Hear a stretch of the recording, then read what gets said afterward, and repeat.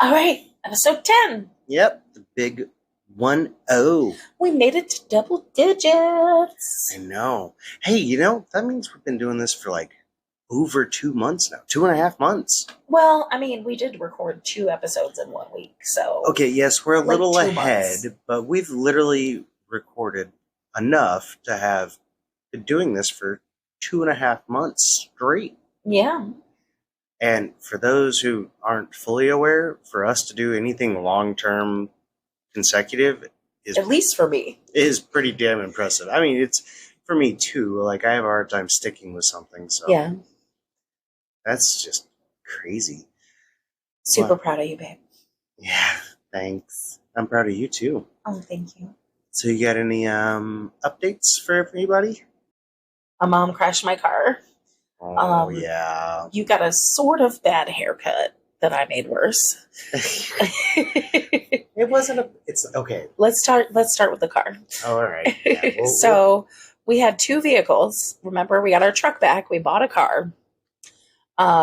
We had it for about a week. 2 vehicles. Then my mom asked to borrow my car because she has always been afraid to drive the truck.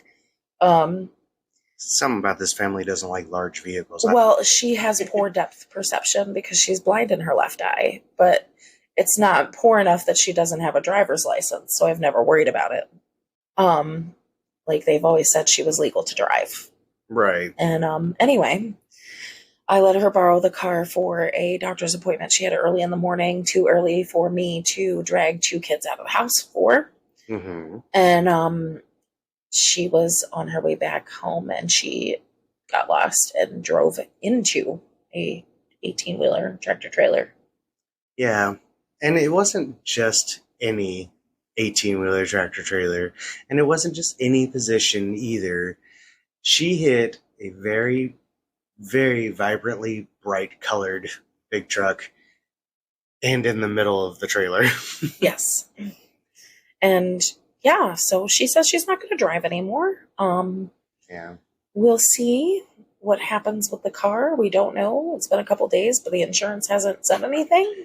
We're at the point right now of finding out because it's drivable, but I don't think it's legally able that we could go far. No, it's not legally drivable. There's no side mirror. No. I mean, legal. You only need 2 out of 3. We have 2 out of 3. But I don't think it's legal for us to go a significant distance to get it to a shop to get repaired. So I need to find out where the insurance wants it to go so I can get it towed. That's the problem. And I haven't gotten any word back, so I don't know. It's the weekend, so I have to wait to get in touch with them during Monday through Friday business hours. Right. So yeah. I guess we brought bad luck on ourselves doing that Ouija board episode, babe.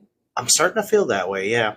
We did also break 2 mirrors. So if any of our listeners know any turn around your bad luck spells, yeah, please send us an email. Like we were gonna do that, but we have 2 kids and we're only together 1 day a week, so things fill up really quick. Yeah, and this weekend got pretty busy. Yeah, because I'm off Fridays and Saturdays, and he usually comes home Friday afternoon to late Friday evening to even early morning Saturday. Mm-hmm. So then we have Saturday together, and I work at noon on Sunday. So yeah, we literally get a day. Yep. And then he goes back to work usually Sunday night or Monday morning. Yep. Sometimes I get lucky and I'll get a 3 or 4 day weekend, but it's rare. And it hurts the paycheck. It does, yes. So my haircut, okay, it's not a bad haircut. It's not even a bad situation. No, we love our hairstylist. Yeah. Oh, yeah. He did a great job. What the deal is that I don't want to cut my hair, other than a smooth trim every now and then. But my AC went out in my big truck, and it was 90 degrees when I tried to lay down and go to sleep in the middle of the night, and I was sweating to death. Mm-hmm. And I had my hair pulled up, and it still wasn't helping at all. So I felt like it was time to get an undercut. And for those who don't know, it's where you shave underneath. Shave half your head. Like Yeah. I have. Yeah. I have an undercut. And I wanted him to get one because I knew. She's been wanting me to get one because she wants me to hold out on like the Viking look. I think it's sexy. Plus, I know the little baby hairs on the side of your face bug the shit out of you. Oh, yes. The little frillies that hang out that aren't long enough to get put in the ponytail, but are long enough to just annoy the piss out of you. Yes, I wanted those gone so bad, but I didn't want to mess up having long hair. Your hair looks great, though. I just messed it up a little. So anyway, he got our hairstylist distracted talking about hot topic stuff. Yeah. We won't go into. And the hairstylist did not cut all of his hair the same length where it was like, there was like really long, like one little patch of really long hair in the back where the undercut was. I think what really happened was, so I wanted him to stay below the monkey bump, and where it was longer than the rest of it and shorter than my long hair. I think what had happened was, like, I literally got him distracted and he caught it on his way up, and so we came home and tried to fix it, and I fucked it up more. She didn't fuck it up, okay? I tried to show her what I wanted her to do so I could keep a very firm line and then fade or, trim it up or whatever the case may be. And I could tell what she was doing, and it was more than she needed to do. To be fair, I don't cut hair, y'all. Literally, my only experience is I have a resident who, simply put, will not sit for a haircut at a salon. That's all the detail I can really give. Right. So I cut this person's hair with a trimmer on a 2 or a 3, same length, whole head. Yep. Dunzo. And it always looks like shit, but then we don't have to deal with the hair. Because trust me, they're not going to sit for it to be brushed. And my experience is what we called barracks cuts. It's where you couldn't afford to go to because in the Marine Corps you have to get a haircut every week. Yeah. And it has to be from 0 to 3, skin to 3-inch max.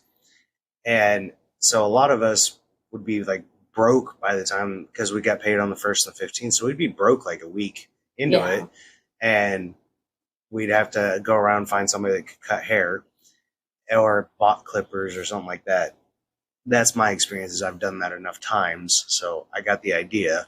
But that's anyway, that's the all line's not exactly straight, but he still looks fine as fucking hell. And where it is actually slightly wider of a line than it should be, my ponytail covers it up, so it's fine. Oh, the other thing we had this weekend, I know our intro's getting really long, but we love our updates.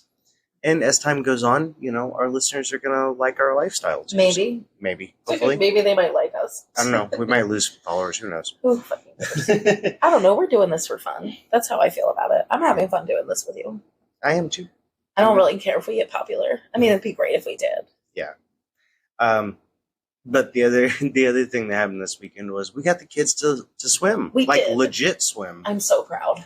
Yeah. Annie has always had, since I want to say somewhere around after her 2nd birthday, she just started to be afraid of everything. I don't really know what changed. Yeah, she went from being this super... She was fucking fearless from birth to 2, and then all of a sudden she was afraid of everything. Yeah, now it's like she sees any bug. I mean, it could be She's getting better because I tell her that bugs are our friends, except for stink bugs. And we they have deserve to burn in hell. And I bring this up a lot. I was like, we have to be careful of how we express that, because there are some that aren't our friends. But we've told her still don't think she's gonna touch a bug, but no. As far as being afraid and freaking out and having a whole ass panic attack because there's a cockroach near you. Well, not a cockroach, but a daddy long legs near you. I think we're starting to get better because she'll Mom, there's a daddy long legs on the porch. Look at it. She's getting better. I mean, I'm not gonna touch the fucker either. I don't like bugs at all, but I don't kill them because they are a necessity, depending on the bugs. Yeah. And as far as the swimming goes, she used to be willing to just run and jump in and splash, and as long as it wasn't too deep. And, Yeah. But now she's like so afraid of the water. Yeah. But this weekend we got her to, like, I don't know how we did it, but we got her to go out there on her own and instead of like holding her the entire time like she wanted me to, I kept like going away from her and being like, if you want me, then you have to swim to me. Like, you know how to doggy paddle. Like, yeah. And then Eli was making me laugh because he's got this like ring floaty that's meant for babies to, like, train them. It's got holes for their legs, like a little harness, and it holds like. Yeah. And it's got a canopy over the top. Anyway, it's fancy. Yeah. Anyway, so we were out there and like getting him to move around with the water and stuff, and we were like kick, kick, kick, and he would literally like throw himself side to side trying to get his feet to move. And I'm like, so I'd reach underneath him and get his feet to kick, and then I'd go do something with Annie. He's floating. He's in a very contained pool, and I look back and I'm like, hell, he's scooting all the way across to the deep end. Don't you worry, my eyes did not leave his sight at any time. Oh yeah, either one of them, because he kept fucking trying to run up to the edge of the pool because I would freak out every time. So he thought it was funny then. So yep, one of those like, don't do it. So I'm going to because I'm getting a reaction. I know. Yeah. Both the kids are that way. Yes. That's updates. You got any disclosures for this week? I got bangs. That was another update. Oh, I look cute, don't I? Yes. She didn't get square bangs for, like, a lot of people were panicking. Bangs. And they're my hair is curly, and the shorter it is, like curly hair, the curlier it is. Mm-hmm. So my hair is more wavy than curly, but when it's short, it's curly. Yeah. So I got like cute little curly side bangs. I kind of feel like I'm having like my little 90s grudge moment or something. Mm-hmm. It does look very great on you. Yeah. So you got any disclosures for anybody this week? I'm going to be doing my dumb deaths respectfully. Oh, okay. Okay. And so it's going to be about some deaths. All right. I'm just going to do a conspiracy theory, so I don't have anything to worry about. I mean, unless you really don't like conspiracy theories.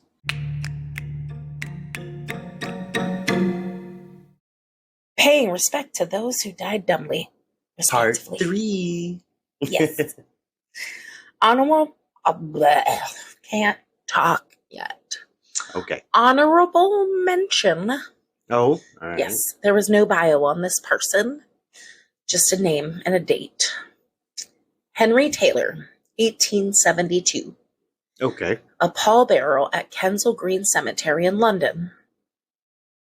Henry was crushed to death by the coffin he was helped carrying after he tripped on a stone. Oh, that has got to suck. Mm-hmm. I mean, wow. Sir William Payne Galloway, December 19th, 1881. Sir William was an English Conservative Party politician who sat in the House of Commons from 1851 to 1880. Ooh, 30 years. Mm-hmm. Okay. Sir William Payne Galloway died at the age of 74 as a result of severe internal injuries. Oh. He fell in a turnip while he was out hunting. Really? Yes. A turnip? Yes, a turnip. Can you imagine being the guy that has to walk up to whatever gate you believe in and then being like, oh, so oh, wait, that's how you died. Just move along. Yep. Trademark that whatever gate you believe in. Trademark. TM. Gosh. For my U.S. history buffs, you might know this name. Okay. Alan J. Pinkerton. It sounds familiar. A Scottish-American abolitionist, detective, and spy. Ooh. As early as 1844, Pinkerton worked for the Chicago abolitionist leaders, and his home was a stop on the Underground Railroad. Oh, that's cool. Best known for creating the Pinkerton National Detective Agency, he claims to have foiled a plot in 1861 to assassinate the president-elect, Abraham Lincoln. Oh. Little did he know. Yeah. During the Civil War, he was a spy for the Union Army, specifically General George B. McClellan What a name. of the Army of the Potomac. Oh, okay. He provided them with military intelligence, including extremely inaccurate enemy troop strength numbers. Inaccurate or Inaccurate. Uh-oh. After the war, his Pinkerton men played a big role as strikebreakers in the Great Railroad Strike of 1877. Well, that's cool. Pinkerton at one point was hired by the Railroad Express companies to track Jesse James. Oh, there we go. Oh, that does make sense. Oh, that does make sense now. Okay, I recognize the name. But after failing to capture him, he was let go by the Railroad Express companies. So he then continued to track him with his own money. After Jesse James allegedly captured and killed one of his men, he abandoned the chase. Mm-hmm. Pinkerton allegedly died in Chicago on July 1st, 1884. Well, he did die that day, but allegedly, it said he slipped on the pavement while walking and bit his tongue. Ow. It got gangrenous and he died of infection. Other reports say he died of malaria and things like that, but I still thought it was interesting to talk about, even if that's not how he died. But gangrene, like from biting your tongue. I mean, granted, it was the 1800s. And people didn't take care of their teeth. Yeah, that's true. Yeah. Brush your teeth, people. Brush your teeth. All right. So I also think he was like, maybe Pinkerton's men definitely continued on after his death from what I read with the strikebreaker stuff. Mm-hmm. But I'm pretty sure they had some involvement with Billy the Kid because I swear that name comes up. Yeah, I was going to say, it does sound really familiar because I know like old Westerns about Billy the Kid. It was the Pinkerton gang. Yeah. Yeah. I love Wild West stuff. So. Oh, yeah. But I mean, I could be confusing like crossing hairs with Billy the Kid and Jesse James. Or even a couple others that were infamous at the time. Yes. So, yeah. I mean, hey, we'll have to research. Okay. Mm-hmm. I do love Billy the Kid. He's definitely going to be a subject I bring up at some point. And Jesse James. Wasn't there a show that you showed me recently that had a whole episode on Billy the Kid breaking out of his handcuffs and killing someone? Yes, I believe so. Yeah. I don't know. It was a History Channel like thing. a jailbreak thing that they did. Yeah. It was cool. We'll have to figure out what episode or what show that was, and so we can tell our audience. Yeah. It's really good. Unknown Iraqi male. Okay. August 22nd, 1888. At around 8:30 p.m., a shower of meteorites fell like rain on a village in Sulaymaniyah, Iraq. Sure. Then part of the Ottoman Empire. Okay. One man died and another was paralyzed. The man's death is considered the only credible case of death by meteorite. You know, to be like the one in a who knows how many chance. Yeah. I think it's, let me look at the reference for that. You know, in the Marine Corps, we had this saying, don't be that guy. I don't think he had a choice but to be that guy. The Independent retrieved February 22nd, 21st, 2022. The odds of being struck and killed by a meteorite are said to be as low as 1 in 250,000. There you go. That's, jeez. Yeah. Ugh.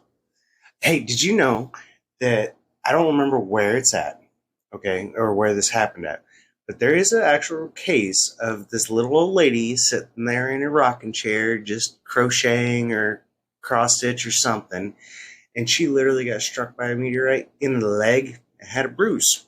Perfect little round bruise that was the shape of a meteorite. Oh, poor lady. And you want to know where I heard that fact? What? This is the crazy part. There's a kids show on Disney Plus that I try to get Eli to watch, and it's like random crazy science stuff. You know, I don't know. I'll have to look up our 18-month-old baby.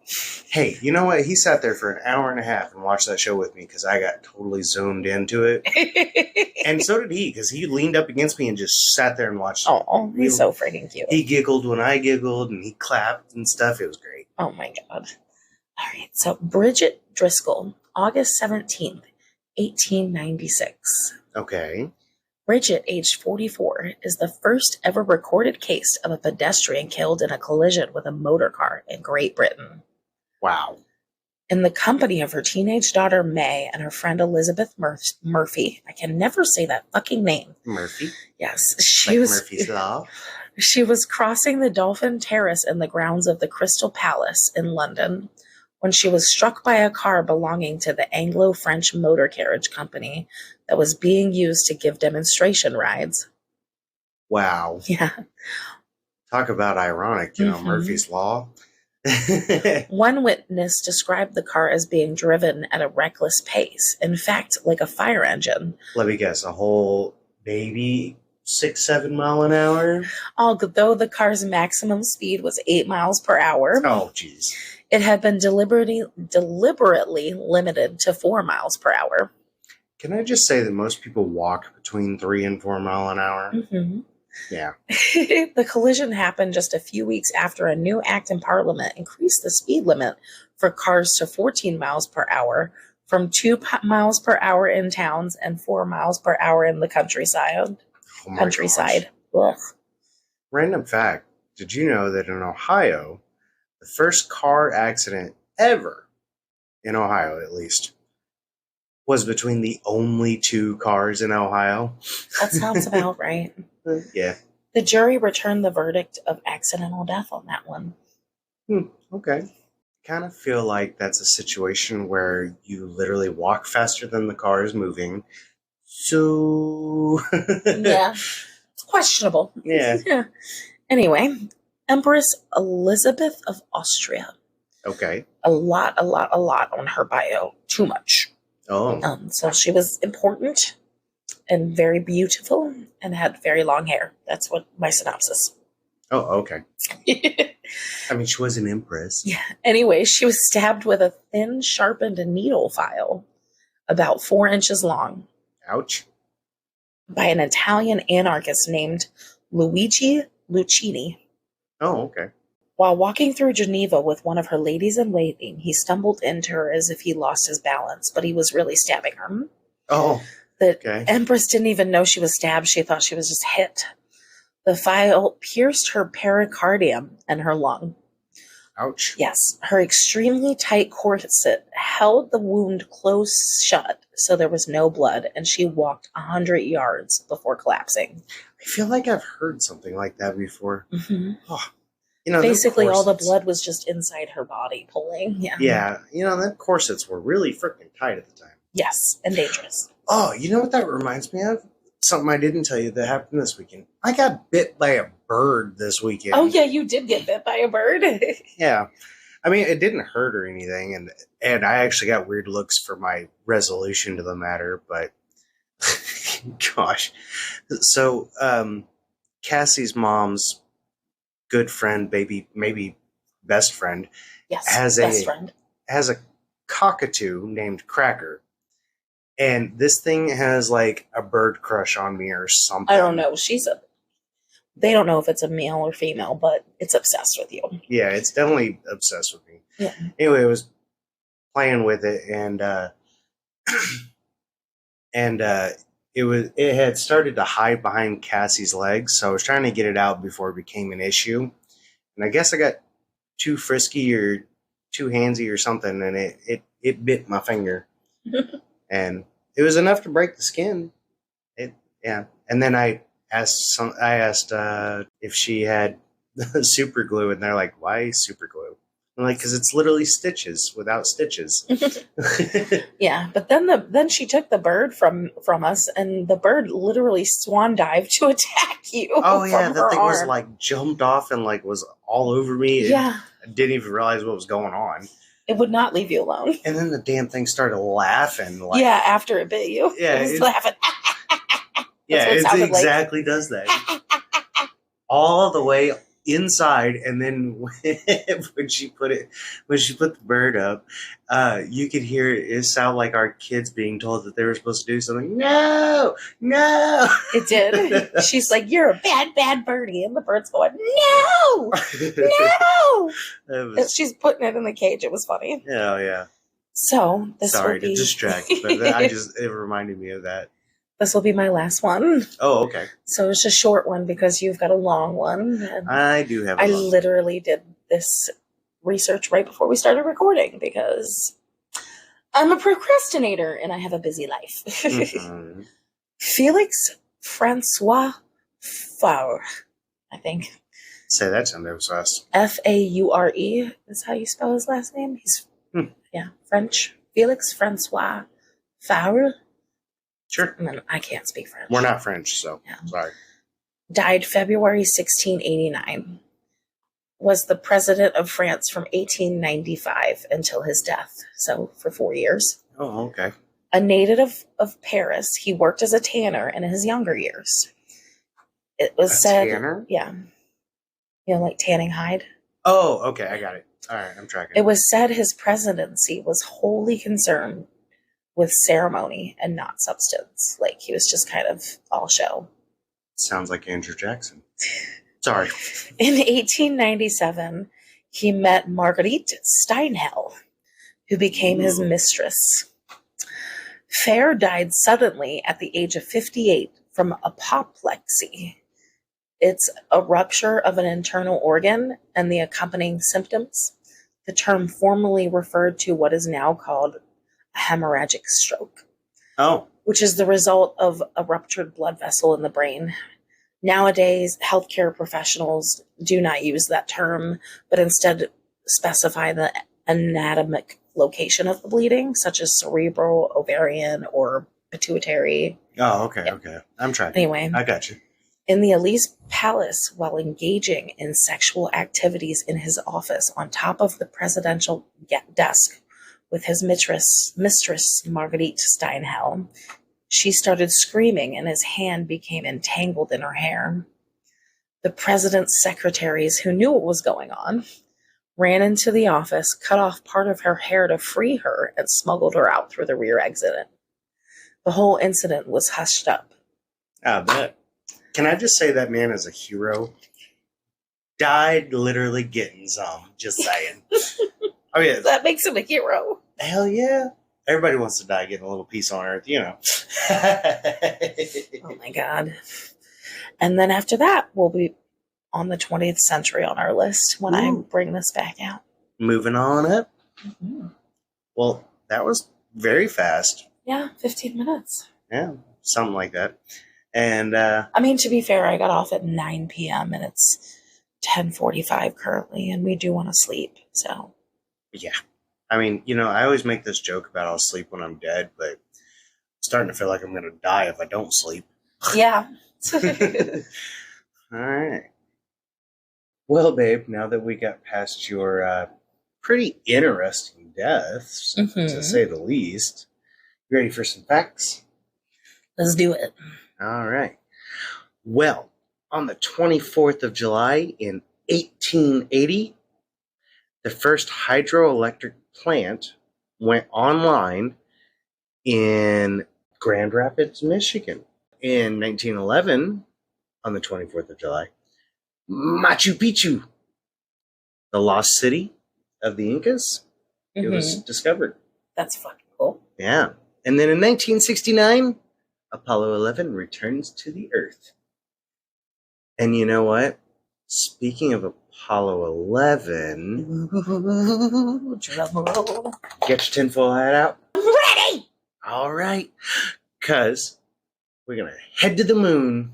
Well, let's do it. Maybe. Or maybe it was, you know, filmed in Hollywood. Let's find out. See what I came up with. Dun, dun, dun. So, back in episode 4, I had a random fact, okay? And I brought this up, and I gave you the wrong number. So, I want to correct it.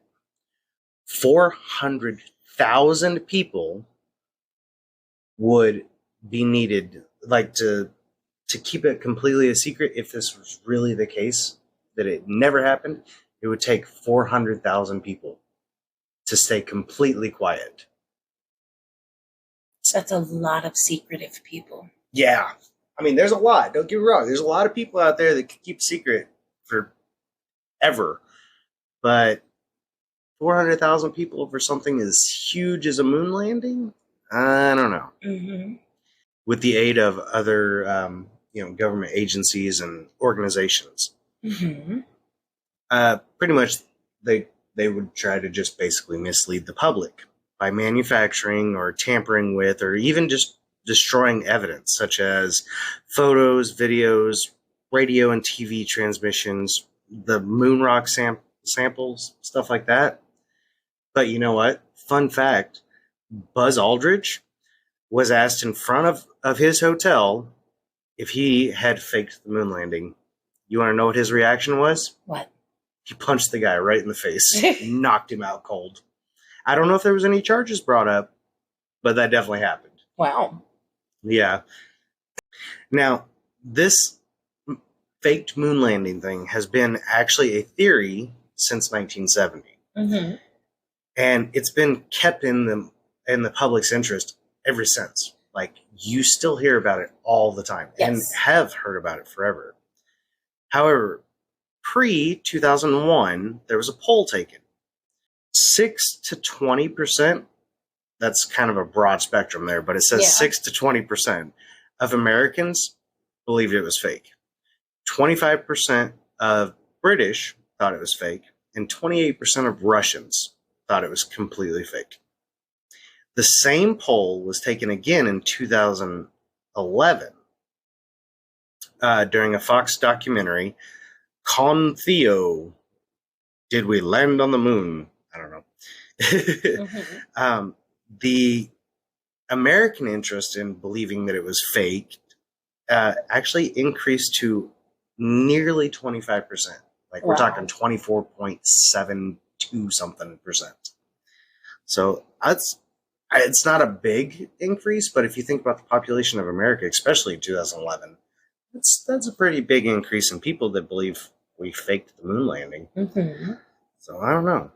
Now, the earliest influence, though, was this book, and became later a little short TV segment called "We Never Went to the Moon: America's $30 billion Swindle." Mm-hmm. It was self-published in 1976 by Bill Casing. So his biggest claim in this book was that for it to be a calculated success rate to make it to the moon, it was only 0.0017% chance that we would actually successfully make it to the moon. Okay. Now, what makes it even easier to believe that it was faked on a lot of people's behalf is because the USSR at the time, we're talking Cold War era, they were monitoring very closely what NASA was doing, what our government was doing, everything. So a lot of people believe, why wouldn't we fake it? We had to prove we were better than them in some form or fashion. So that's why it helps to instigate the belief that it was faked, is because, well, we had to be better than them. So, because they actually did beat us to outer space, just not to the moon, supposedly, In 1980, the Flat Earth Society actually jumped on board with this. Didn't know they were actually that old, to be fair. Not either. Yeah, I didn't know they'd been around that long. They believed that, of all people, Walt Disney got involved to help stage and fake the moon landing. I mean, why not? Yeah, why not? I mean, why wouldn't he? In 1978, Capricorn 1 mission to Mars didn't help at all. Because they used a replica of the Apollo craft. So basically what I'm getting at is that, like, that makes it seem very plausible because they have a life-size replica. Why couldn't we use it in Hollywood? Right. Now, there's the motivations behind it being fake entirely, like I said, was the Cold War, the space race, US versus the USSR during the Cold War. Yeah.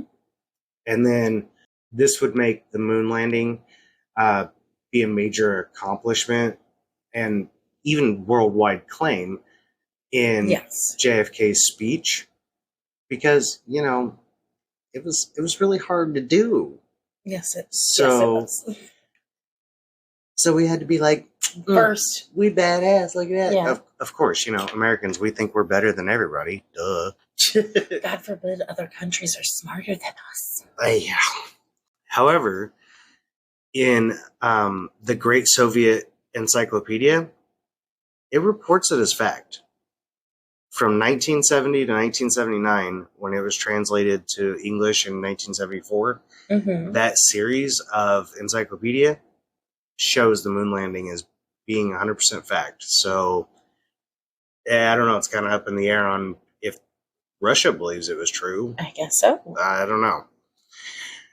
Now, NASA's funding, this is where it gets kind of interesting. People believe that NASA was avoiding humiliation by not being able to succeed in making all this stuff. So they raised the $30 billion they needed, not for the instrumentation, not for the rockets, not for any of the science behind it, none of it. But to fake it. To pay off people so they wouldn't say a word. Gotcha. And to be fair, the actual cost of the mission reported by NASA was only $25.4 billion. Only. That's a lot of fucking money. Yeah. But, I mean, that allows for, $3.6 billion of it chump change to, to pay off somebody or whatever. Yeah. Mary Bennett and David Percy in 2001, the reason why NASA most likely wouldn't have went to the moon for any reason is because there was way too many unknown hazards, and way too many unknown variables. Yeah. Which, if you think of, I know you're not real big on the science side, like it's not your subject, so to speak. But I'm just not good at math. I think science is very interesting. I'm just not good at math, so that makes me not good at science. Okay. Well, in a lot of factors during an experiment of any kind, you want to knock out as many variables as you can. Like, you want to control those. Yeah. So, like, I understand that. Okay, yeah. So they wouldn't know any of that stuff because no one's been on the moon. Right. And because there's so many unknown variables and stuff like that, why would you want to broadcast it live with a high chance of somebody dying? Right. So they pointed Mary Bennett and David Percy pointed this out, and it brought a lot of people around to the, hey, it was fake. Because I can see that. Yeah. And reading through a lot of the reasoning behind it, I was like, I kind of get it. Yeah, my question has always been, why? Why would they fake it? Like, why not just be like, well, we couldn't do it, or like just take the hit? Like, that was brought up in my research as well as a lot. I mean, I know that too. Us, the United States, were cocky as fuck, but it was a tumultuous time in the country, and I can see that it would be something to definitely bring us together. I mean, the civil rights movement, Vietnam, it's all just adding up to this explosion of shit. I'm actually getting to that too, because my next note is about the Vietnam War. Right. Now, because Vietnam itself was just a despicable war we shouldn't have been involved in. Yeah. It was also like the first televised war that just caused PTSD for everyone. And and technically we pulled out of the war altogether. Yes. So it's not considered a loss in our book. There was no parade for our boys that came home. Right. And there was no honorable mentions for those that died, of which were thousands. True. But because it's not considered a loss, however, we were definitely losing in that war, the moon landing would be a perfect distraction from all of that. Yeah. And it was about the same time, actually. I don't remember exactly when we pulled out of Vietnam, but when the troops were coming home, it would have been pretty much on point with us going to the moon. I believe the war ended in 1970. An interesting thing, though, about after the moon landing and why, so many people question, why haven't we went back to the moon? If we did it once back in the 60s and 70s, why can't we do it again? Well, the budget allotted to NASA's research dropped drastically by 1972. It dropped 42%. I mean, imagine I don't know, say that your paycheck dropped by 50%. Right. You know, so after that, they cut the missions to the moon altogether after Apollo 11 because of that. Now, here's some rebuttals, though, to all of the reasons for it being fake.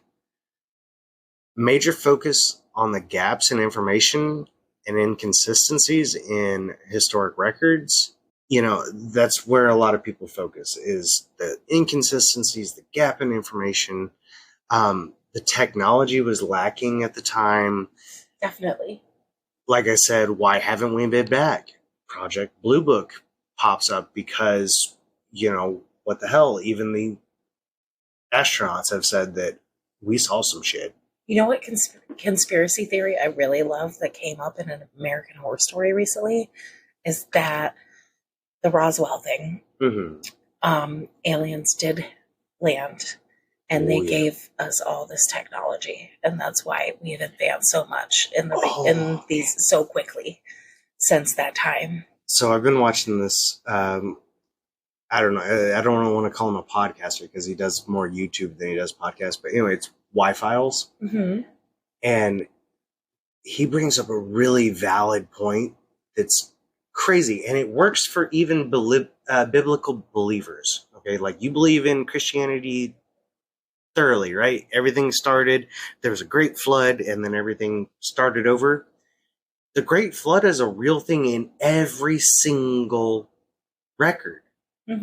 That's like a whole timeline. Now, he brought this up because there's evidence to it.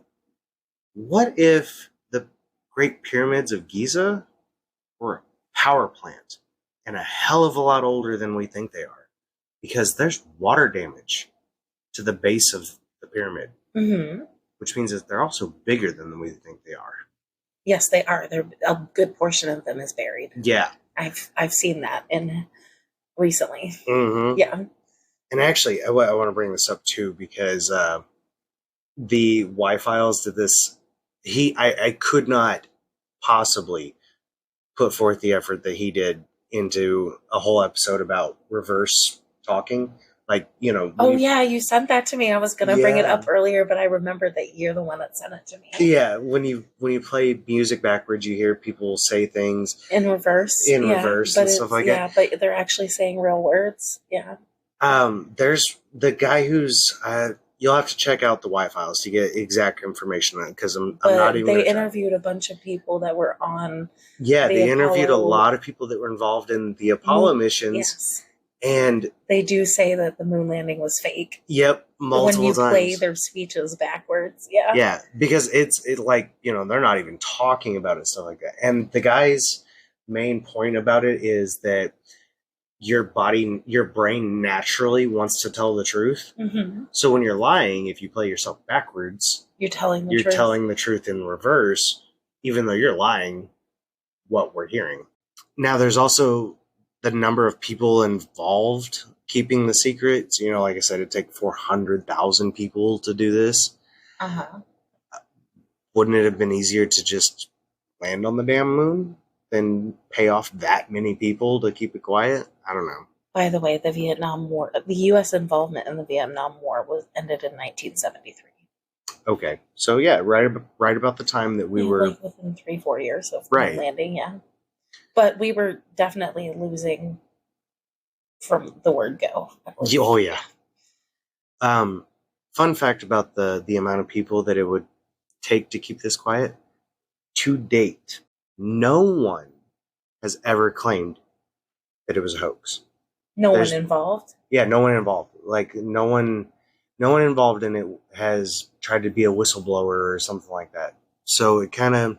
It's all just people making shit up? I don't know. I mean... in their mind, like, just thinking it in their head and like thinking all the scenarios of how it could be fake. I can see that. Yeah. And even, you know who Penn Jillette is? From Penn and Teller, the magicians that actually, like, make this... They have a great show about proving why magic is just an optical... or just an illusion. Yes. It's not real. It's fucking with your head. And... he references Watergate in that. And he's like, Watergate was a smaller scandal than a moon landing, and we had a whistleblower instantly. Right. What makes you think that you could get by with the moon landing and nobody blew the whistle? Come on. Yeah, I know. People aren't good at keeping secrets. No, we're not. Not as a human population, we are stuck at secrets. Except for my grandmother, but we're not going to tell those stories until after my mom dies. Now to counter everything, it was like all kind of compartmentalized. Mm-hmm. Okay, so the way that NASA keeps records on all the Apollo missions, they weren't just like Apollo missions. They were like Space Buggy, but there'd be so many records in there that shit got lost. So it kind of gave validation to why we were losing files, losing facts, and hiding shit. I don't know. Gotcha. You know. The fucking government's always keeping secrets to prevent mass hysteria. Oh yeah. In the conspiracy world, okay, there's a lot of heavy focus on pictures and videos that were provided by NASA. Right. After the moon landing information was released to the public. And we're talking like everything, you know. I don't know if you've seen some of these photos or not, but there's like a crosshair in it. So think of like a plus sign in the middle of the picture. Mm-hmm. Those plus signs are to give you like a focus point for the camera, because it's older cameras. Yeah, I've only ever seen just like the video of it's Buzz Aldrin, right? One small step for man, one giant leap for mankind. Right. Like the even and all of the moon. Yeah, even in that, there's like this little plus sign in the like in the old cameras. Yeah. Right. Now the problem is that those crosshairs where they appear and stuff like that people are making a big deal where it was like, oh, it's off center or whatever. But it's only in copies. It's never the originals that you see these issues, because it's like photocopies of photocopies of photocopies. You know, and overexposure can make a big deal with like bleeding out the. Oh yeah. So bright white background or bright white suits that are on a black background. Now it's just super white on nothing, And to be fair, those crosshairs are 0.004 inches thick or 0.1 millimeters thick. That's super tiny in comparison to what's in the whole photo, you know? Sometimes people claim, like I said, sometimes they claim that they're rotated or they're not in the right placement for the picture and stuff like that. It's because literally the pictures that you're seeing have been cropped, they've been edited, they've been adjusted for presentation. So, of course, some things aren't going to be right where they need to be in the photo, Yeah. And I'm not on either side on this one. I'm just presenting what information I've been provided. I never really thought that the moon landing was fake. Me personally, I kind of feel like it would take a lot to make it fake, Yeah. But if I can definitely support the idea that technologically we weren't advanced enough to do it. But For me, it's not that I think the moon landing was fake. I think it's some of the information provided was faked. I could definitely get behind that. Yeah, because think about like Mars. There was this big thing going around about the face on Mars, and it was a rock formation, quote unquote. But we have a Mars rover up there. It's a freaking robot with a camera on it. They won't send that thing up close and personal to it to tell you, oh, it's not man-made or person-made or whatever. Right. And there's water on Mars. Historically, yes. There's not currently. Oh, gotcha. Yeah. There might be some under the surface, I think is what they said. Like they found like an ice layer or something like that. So gotcha. It's still providing more to the side of there used to be life on Mars. What makes you think that these aren't quote man-made objects, I don't know. Anyway, moving forward, because that's a whole different conspiracy. Oh, man. You're all cute when you're getting excited about it. Now, they also talk about the quality of the photos. Like there's some high resolution photography done even on the moon and stuff like that, or of particular items.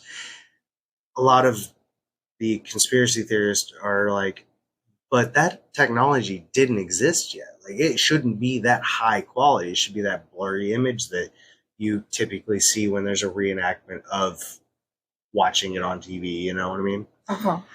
NASA's response to that was they only share the best quality photos. Why would you give out a blurry ass photo, you know, if you're trying to prove that, hey, this happened? So that's kind of their point.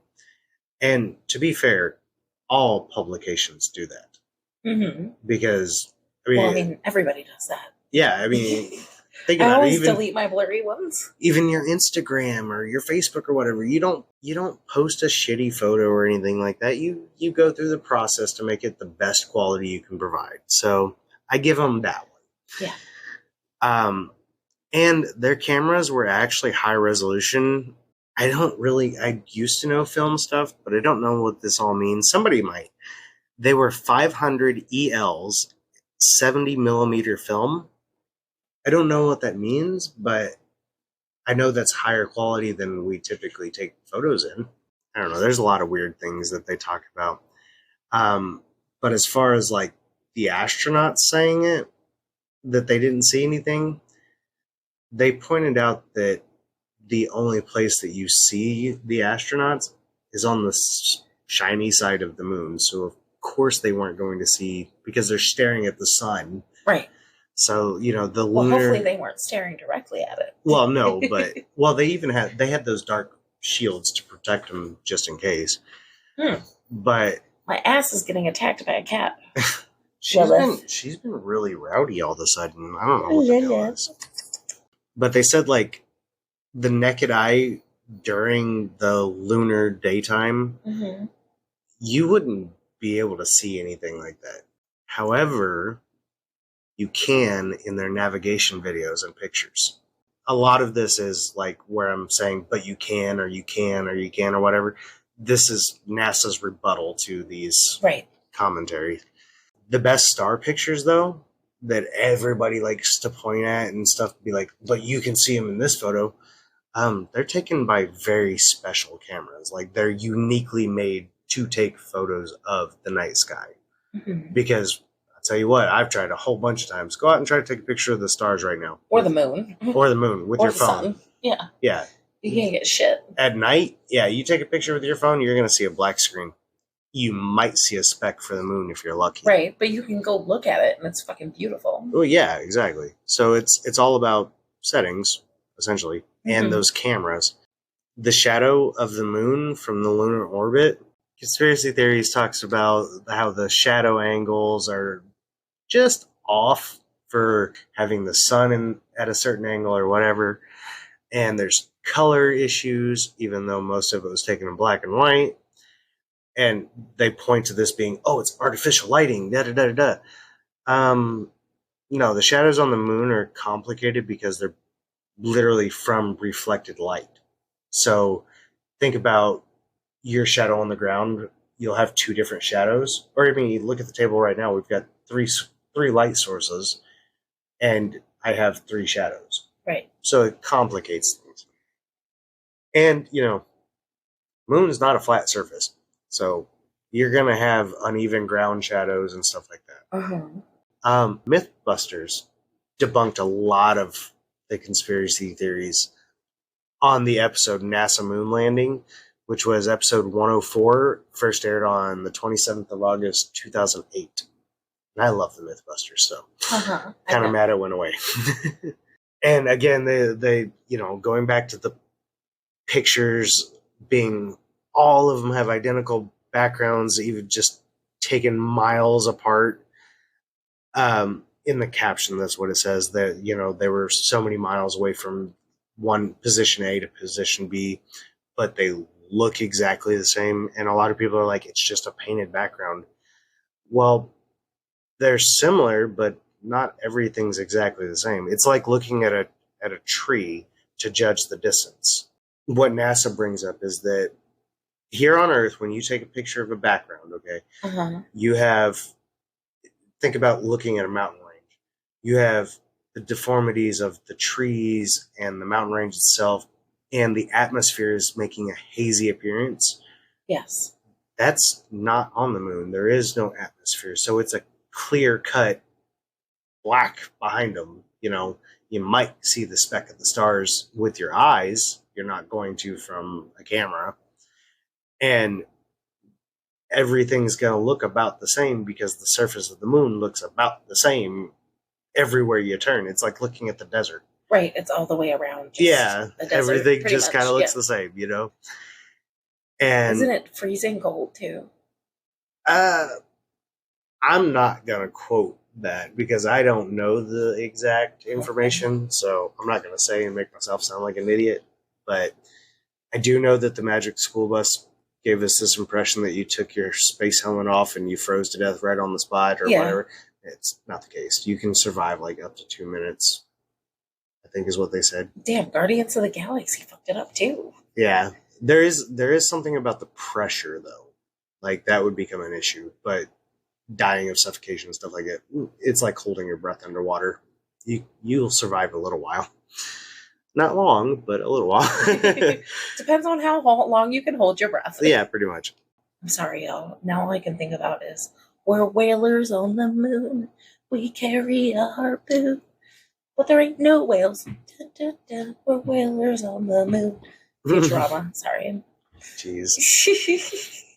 So these, another thing that they point out is like the frame, the amount of photos that were produced so quickly and stuff like that. Uh-huh.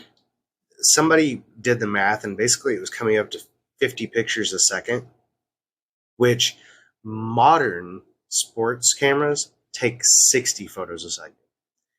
We watch TV or movies typically at a 24 or 16 rate, like frames per second rate. So, have you ever watched Gone in 60 Seconds with Nicolas Cage? Yes.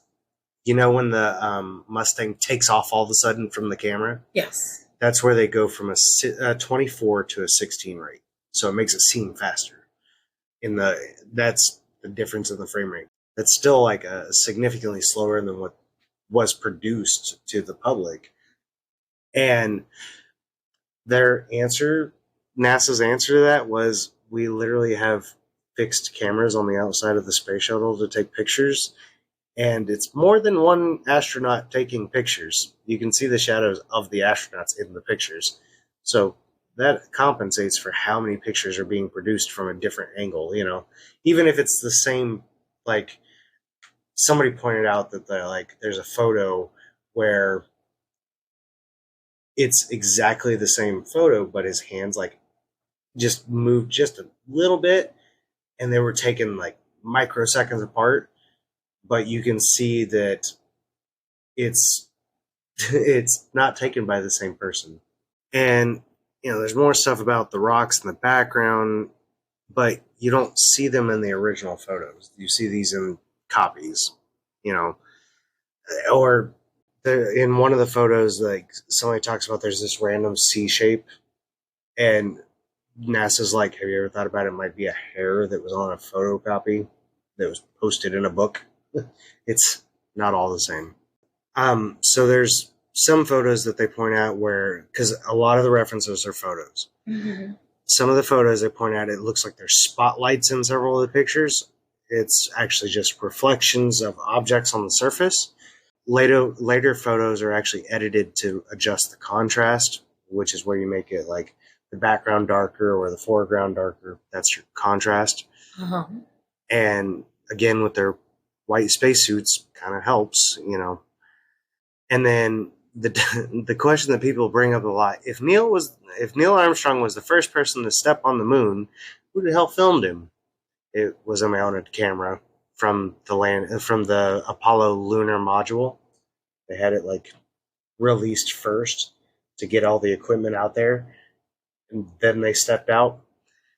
So it was already out there. That's how they have a photo of him, or the film of him stepping out. Mm-hmm. But there was cameras affixed on the space shuttles. Yeah, there was cameras fixed on the outside, or not on the outside, but like against the frame of the shuttle and stuff like that. So I laugh at that one when somebody's like, "Well, who took a photo of him or a video of him?" And I'm like, "They have equipment.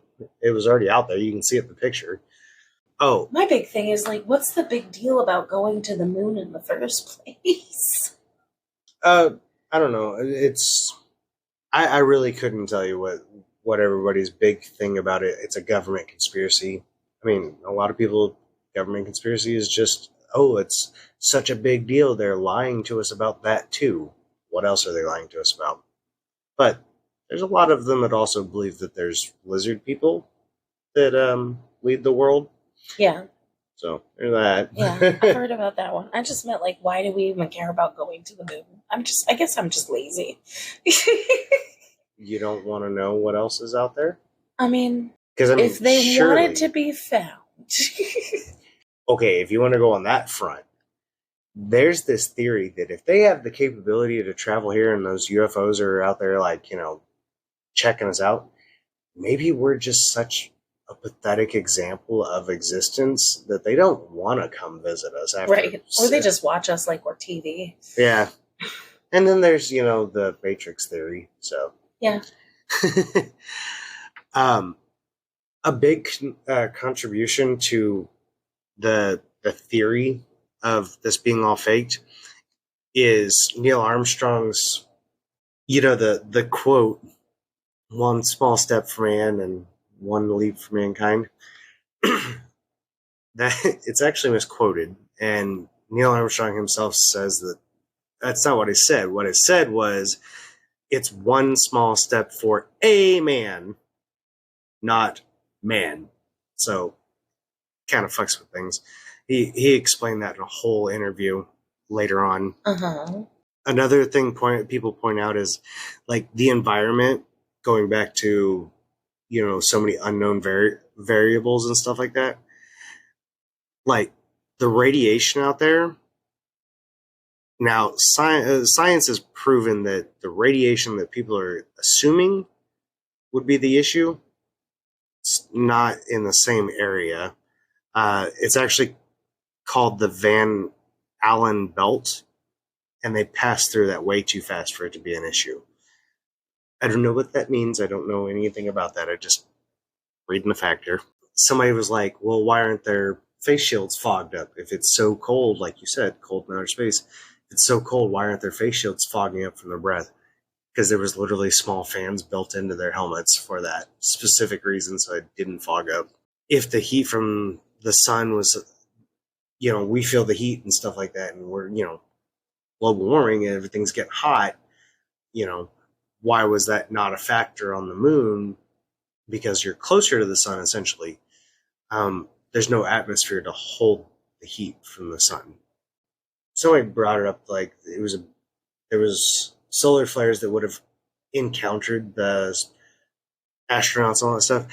That didn't happen until after they were already back on Earth. So kind of throws that off. Somebody pointed out that, hey, the flag is moving in these photos and stuff. Mythbusters actually went through and debunked it too. Yeah, I thought it looked straight.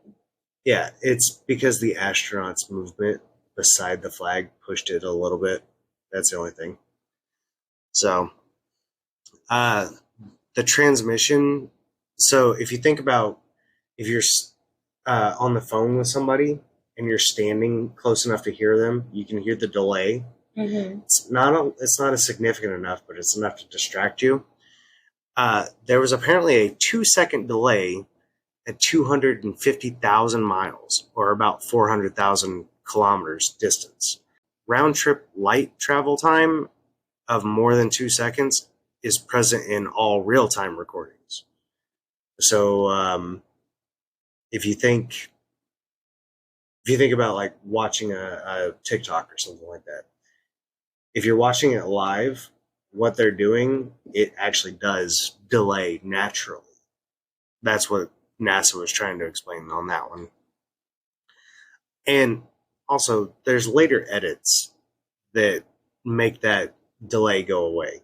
That's why it's kind of foggy because at this point in time, you're just hearing repeats of everybody's stuff, Mm-hmm. not like we're watching it live. There was a big issue that a lot of people brought up over the location of where the transmissions were being broadcasted out of.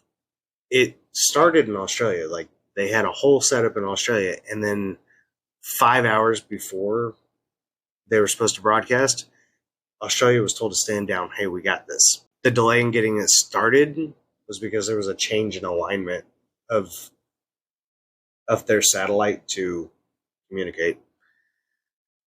Think of like when your TV satellite goes out. Mm-hmm. There is missing data across the board. There's missing data, and this includes the tapes. Some of people have said that like these tapes never existed, even though you were supposed to see it live and stuff like that. They were found by the lunar rover in 1977. They found the missing tapes. Yeah, they ran over them with the lunar module or lunar rover, but they found them. In November 2006, there was 100 missing tapes that were found in Australia. And in December 2009, NASA admitted to erasing some of them, which is a little sketchy. Yeah, that is sketchy. 45 were erased and reused, frame by frame search. They found the pieces. Like, you can tell this is the landing, and this is shit we recorded over it. Why? I don't know. The blueprints of the lunar rover module, the LRV for short, some scientist named Grumman decided he was going to destroy the blueprints. Never gave a reason why. It disappeared after he did. Like, he ran. Okay. Yeah. But you can find them on microfilm. They have been found and reconfirmed that this is a real vehicle. It was actually built by Boeing. The aeronautics stuff, yeah. They built several of them, and they have sketches of like what it would look like from the original and stuff like that, because I guess they left it on the moon, but they don't have the original blueprints. But it is in the operations manual, which there is copies of somewhere. I don't remember where. And when they asked Boeing about why they don't have the blueprints, no comment. There was a hoax documentary, went into all these details about hoaxes and stuff like that, including the moon landing. They brought up some very mysterious deaths that occurred. 10 astronauts and 2 civilians that were involved in the program, they all died like pretty uniquely. Was it a cover-up? Theodore Freeman, in October of 1964, died in a plane crash by a bird strike. Like, the bird struck the plane. That's random. Yeah. Elliot C. and Charlie Bassett, February 1966, plane crash. Okay. Virgil Gus Grissom, Ed White, Roger B. Chaffee, I'm sure I'm saying that name wrong. It's spelled different. I don't know. Sorry. Anyway, they died during a fire, during a plug-out test. I'm not sure what that is. On January 1967 on the Apollo 1.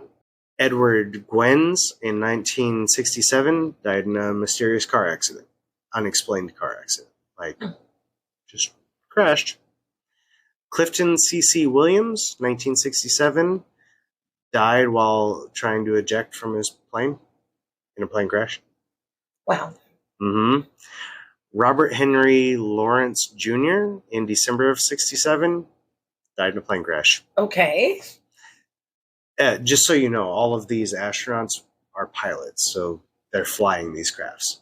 But mysteriously they crash. It's kind of weird. Yeah, that's hinky. And a little hinky. There you go. That's a good word for it. Thomas Ronald Barron on April 27th, 1967, crashed into a train in his car. sadly, with his entire family present. That's messed up. Yeah. 6 days after testifying that on NASA's oversight hearing, where they lost their paperwork and all that stuff, he was present, and then 6 days later, mysteriously died with his entire family in his car. That's hinky. That's very hinky. That's sus. Now, all of these people that I just listed died within 20 months before the Apollo 11 mission. Also, a little hinky. Hare Krishna. Is that what it's called? Mm-hmm. Okay. I don't know. I wrote down what it's called. I didn't know how to pronounce it, and I've never heard about it. In Hindu mythology, the moon is at 800,000 miles, or 1.3 million kilometers, further away from the sun, which is scientifically what we know as 150 million kilometers, or 93 million miles. That's about 151 million kilometer difference, or 94 million miles difference. Gotcha. Freaking crazy. Tongue twisted. A little bit, yeah. The reason why this is brought up is because the travel time that we recorded was 91 hours to get from Earth to the moon. Uh-huh. They estimated 800,000 miles. They had to have been traveling at over more than 1 million miles an hour to make it to the moon that fast. Wow. Which, obviously, they weren't. So, science is science. It's complicated. But, I mean, I guess that makes sense if you're always taught that, hey, the moon is so much further away than than this, the numbers don't math. Yeah. But, I don't know. Anyway, James Oberg from the ABC News, he explains in this theory that it's actually only taught like that in Cuban schools. Matter of fact, in most Latin America, Asia, and Africa during the 70s, they didn't even know about the moon landing. They didn't care. A lot of people believe it was just propaganda for, Cold War. Yeah, sounds about right. Yeah. And then there's also some that during a questionnaire about whether they knew about this or stuff, they actually thought Russia landed, not America. Yeah. In Latin America and Asia and Africa, they thought the Russians did it, not Americans. So, who knows? But in a 2019 study, they found that people who reached adulthood in the 21st century are most likely to believe that it's fake. So, that's us. That sounds about right. We wanted to storm Area 51 and stuff. So. Yeah.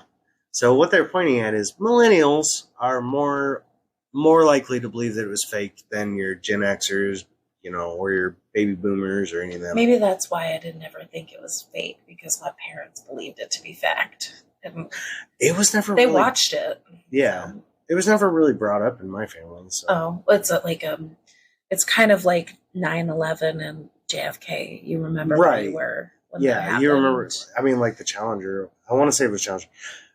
I don't remember, because one was like the Columbia and the other one was the Challenger. But either way, both of those are space shuttles blew up. My mom actually remembers the one from the whatever time frame that was. I can't remember. She was in high school. Her high school teacher was on that, or was supposed to be on it. I can't remember which. Yeah. Or you always because I'm from Maryland, close to DC, everybody that is from that area remembers the DC sniper. Mm-hmm. And when they came to your town. Yeah. Yeah. I actually have a little random fact for you. Again? Yeah. But this one's really special. Okay. We like Supernatural, right? Yes.